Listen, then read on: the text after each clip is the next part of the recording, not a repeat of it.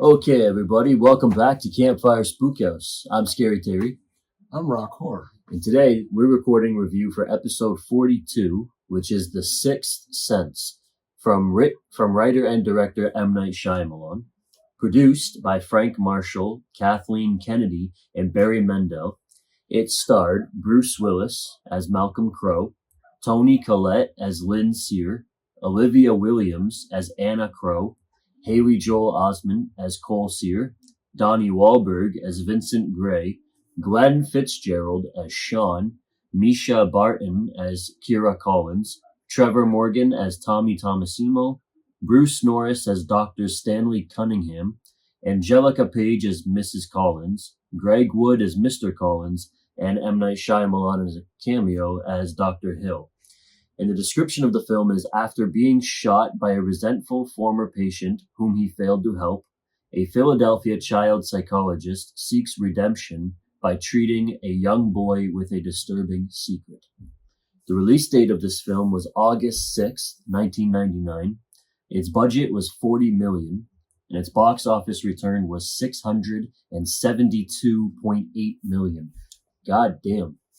Yeah, it was a cultural phenomenon when it came out. Yeah, that's massive. I mean, this film was very unique and unlike anything at the time. I mean, there probably might have been films that tried to do something similar, but the twist ending. There's definitely films that try to do it afterward. In facts. M. Night Shyamalan was especially well known after making this film for his twist endings. Mm-hmm. I think the movie was fucking fantastic. I think it was really well done. Yeah. And a lot more I've noticed from watching the film now, as opposed to the times that I've seen it before, because obviously the hints now are very, they're sort of in your face about how Bruce Willis is actually dead the entire film, and things that I wouldn't have noticed back then. But also, I think that the camera angles, the way this film was shot, was really well done. Yeah, the cinematography is top tier. Yes. Like, so for the most part, like as a film, this was just a really well made film. It was crafted very well. Mm-hmm. And I think that's the reason why it ends up doing so well. And I think it's the reason why the twist was able to come in a way where the majority of people didn't see it coming. Mm-hmm. Is because it is a quality film. Yes. It sets itself up in a way where you have why wouldn't you believe that Bruce Willis is treating this particular patient? Yes. Especially knowing what happened you see at the beginning of the movie. Yeah, with the patient says, he failed to exactly save. The following fall. Yeah. He's back at it. He's trying to redeem himself. And he told Cole that the kid reminds him of the patient that he failed. So of course, like if you're just focusing on that story, yeah, and you ignore, or you don't necessarily even have to ignore, if you're just focusing on that aspect of the story, then you're focusing on Cole, mm-hmm. kind of being able to get to the place to where he is somehow saved, and you'll see Bruce Willis's character helping him in that journey. They're helping each other. Yes. Now, so the reason why I think it works is because it is not the main point of the movie. Is like he's dead. Yeah. And that's why, because it is like secondary to what's driving the film. Yes. That is why it works, and that's why it could come as a surprise. Well, it kind of goes hand in hand with the pacing of the film too, which I think is really amazing, because now, like, having watched it again, like, I'm seeing, it really took a while to actually see the ghost that Cole was seeing himself. Yeah. I mean, I always kind of thought I remembered it being like relatively early into the film that you begin to notice that, but it was closer to the middle where you start seeing what he's seeing. Once again, I think that one of the great things about this film is how much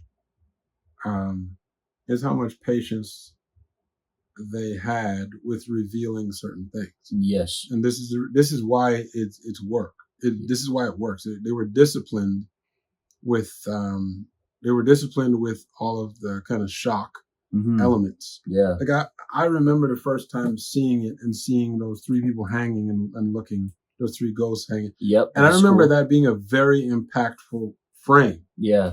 But this time around watching it, it kind of fades into the background.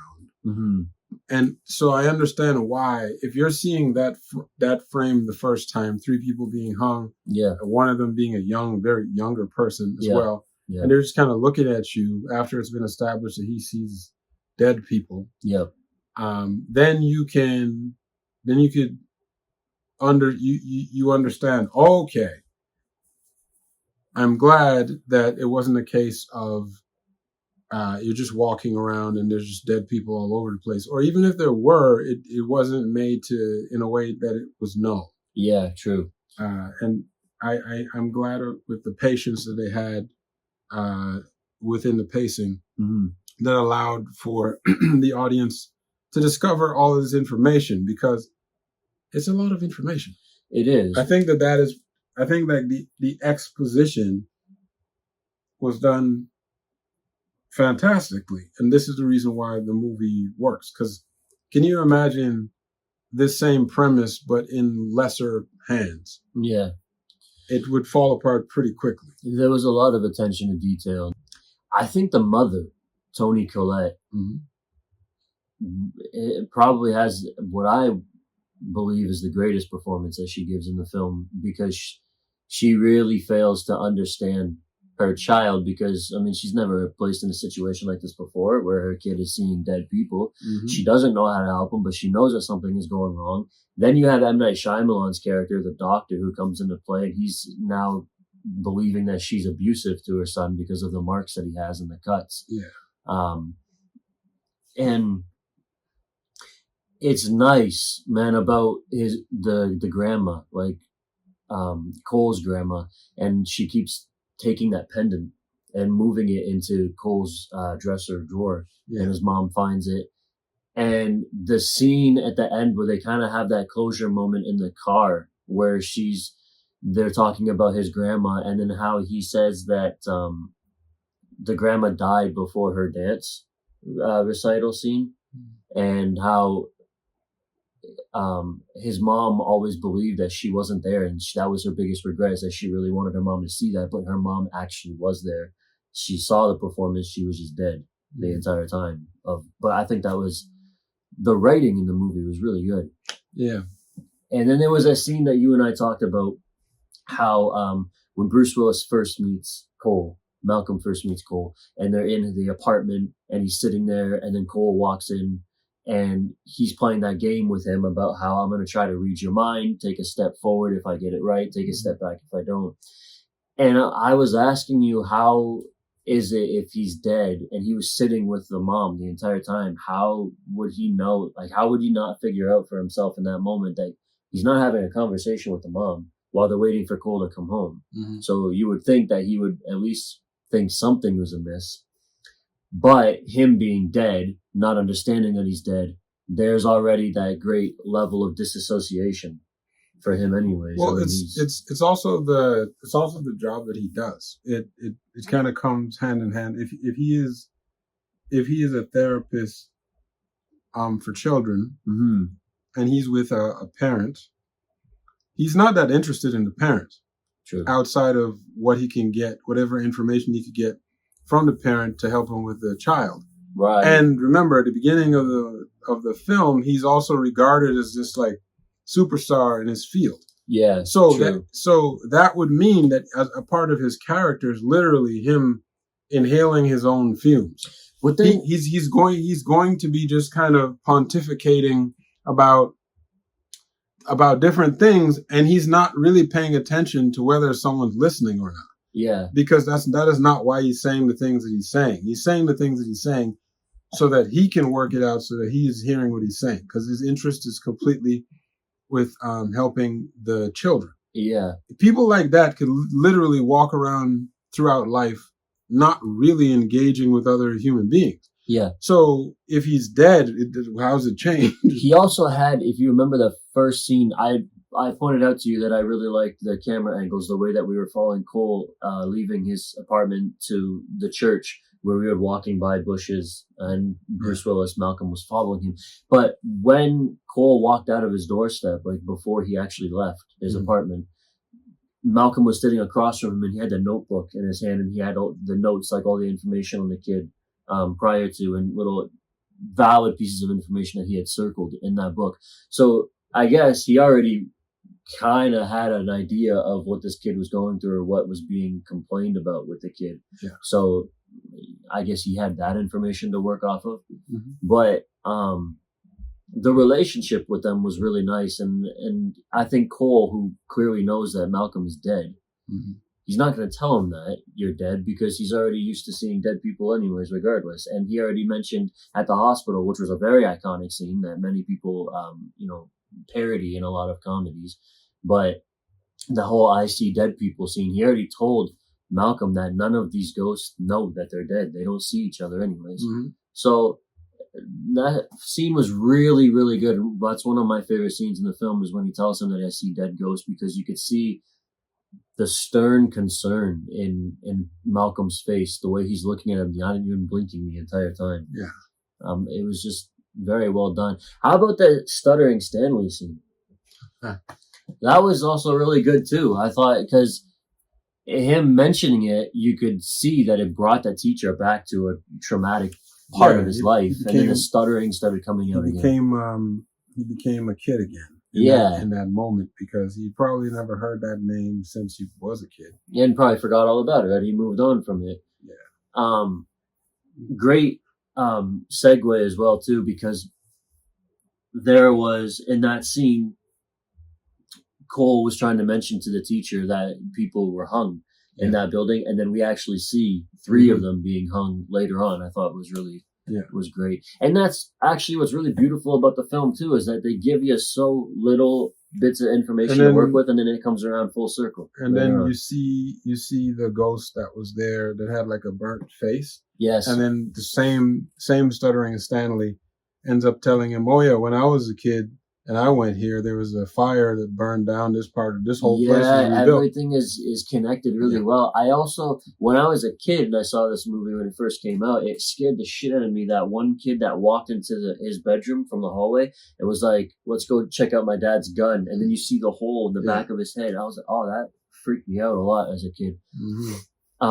Even the mom in the kitchen, when Cole thought it was his mom, and he's like, "Mama," and she turns around and she's got like the cut wrist and everything from the dysfunctional relationship with her and her husband, I'm assuming.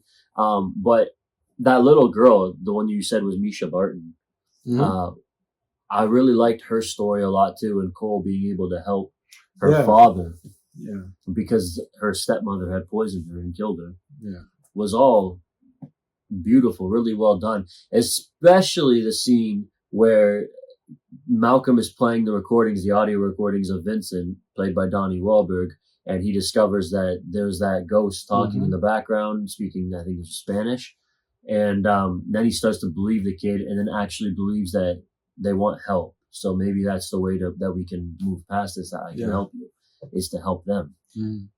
Donnie Wahlberg also gave a really great performance in the film right at the beginning. Yeah. Just an emotional mental wreck that he was. Very slim too for his build, which I'm not really used to seeing. And you don't see him in a whole lot of movies, but he was in Saw too. Yeah, I think that was around the time when he started to really push for doing some acting. Yeah. Because of course that whole family, they started, he was in New Kids on the Block. Yeah. Had like success in the 80s and very early 90s. Yeah. Then his brother had success in the early 90s, Marky Mark and the Funky Bunch. Yes. But then he was able to transition basically immediately out of Marky Mark into Mark Wahlberg, the actor. Yes. And that was not the case for Donnie. So the fact that I think he got like a second chance, I think he was going hard, swinging for the fences. Yeah. With the films that he chose, or the ones that he was able to get, and the things that he was able to do. I remembered him in Ransom with Mel Gibson too. Yeah. That was another good movie. Yeah, man, all great performances in the film. The story is really what sucks me into it. I love that, it's all connected. It all comes full circle, which is difficult to do when you're writing a script. But he really, I think, as you had mentioned earlier, that this was his magnum opus, M. Night Shyamalan. This was his masterpiece, his baby. And he treated it delicately as such. It was fantastic. It's like a lot of artists, their first body of work is, if it's not their best work, it's up there. Yeah. Because they have their whole lives to create this work, right? Yeah. And I think that just so happens to be the case with M. Night Shyamalan, because even though he has other like pretty good films, I don't think any of the films really hit every beat that needs to be hit in the way that this did. Yeah. It does, even the films that are, like I said, that are good. Yeah. They do not hit all of the beats. It's also very early into M. Night's career. I mean, he's trying to prove himself, right? So he makes this really well crafted film. I think the biggest thing is, just like I said, it's literally the best film he could have made at that point in his life. Yeah. And he had his whole life to consider it and think about it and prepare for it. True. Because he didn't make a full-length feature prior to that. And I think, he saw the success of what The Sixth Sense was. So he's like, maybe if I stick to like the trope of this particular kind of style with the next few films that I do. I'm not sure that it was necessarily a trope. Not everyone has 10 albums in them, like 10 musical albums, 10 films in them that could stand on their own. And people are like, wow, these are some of the greatest pieces of cinema. Some people only have one in them. Yeah. And that's fine. It's like not there are, and I'm not even going to say that it's like levels to artists, because going back to music once again, something like Lauryn Hill. The miseducation of Lauryn Hill is better than so many albums, like hip hop R&B albums that have ever existed. Yeah. That if that is the only album she ever did, it is still like one of the greatest albums that still stand. You do not need 1 million to make it to become great. Yeah. And for some people, they don't need the volume. Yeah. They just need to say the one thing, make the one expression, and it's done. Yeah, true. And I'm thinking that with M. Night, that's probably what he was destined for. Mm-hmm. But because of all of the success, they're like, yeah, more. Yeah, true. Because this is the issue that happens when commerce and art meet. Mm-hmm. On that intersection is you find a lot of lacking. Yeah. You can make a lot of money, but is it really great work? Yeah. The movie did really well for Haley Joel Osment for Cole, and pushed him in a hard-hitting direction, actually, for some films he put out then, because then after this came Pay It Forward, and then after that came AI, Artificial Intelligence. Yeah. So, and he really was a talented actor, too. Yeah. Yeah, man, I just think this movie, as what we talked about prior, I think it is a masterpiece. I think it's done really well. I have to, because you know me when it comes to stories, like I love everything to be completely connected, to show that you really thought outside of the box on this film. And he did. And I think for the performances, for the writing, the story, I think for the music was done really well too. I think, and Toni Collette, man, goddamn, she was fantastic in this film. I give it 5, man. Literally a perfect 5 out of 5 jump scare. Yep. Same for you? Yeah. If it was out of 6, we could give it 6. True. But it's out of 5. Yeah, let's cap it at 5. 5 jump scares from Scary Terry and from Rock Horror. And again, sticking to the supernatural realm of The Sixth Sense, the next film that we will be reviewing for episode 43 will be The Conjuring from director James Wan. Another groundbreaking film at the time of its release, and it spawned several sequels as well as spin-offs. So we're going to check out that film next and record a review for it. So you're not going to want to miss that. Be there for that. And in the meantime, that is all we have for The Sixth Sense. We are signing off. I'm Scary Terry. I'm Rock Horror. And we will see you guys next time. Campfire Spookhouse, where we scare ourselves awake. Until then.